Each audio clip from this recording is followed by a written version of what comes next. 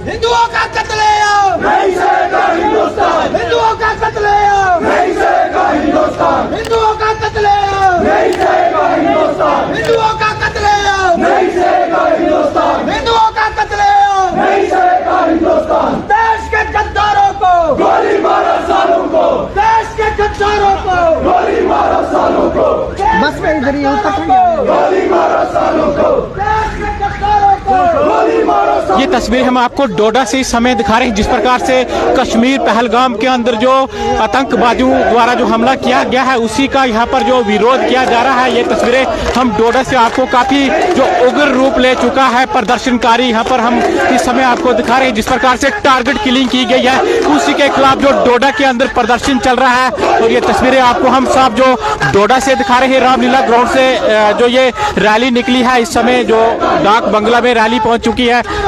गोली मारो सालों को, पाकिस्तान मुर्दाबाद, पाकिस्तान मुर्दाबाद, पाकिस्तान मुर्दाबाद। देश के गद्दारों को गोली मारो सालों को, देश के गद्दारों को गोली मारो सालों को, देश के गद्दारों को गोली मारो सालों को। हिंदुओं का कत्लेआम नहीं सहेगा हिंदुस्तान, हिंदुओं का कत्लेआम नहीं सहेगा हिंदुस्तान, हिंदुओं का कत्लेआम।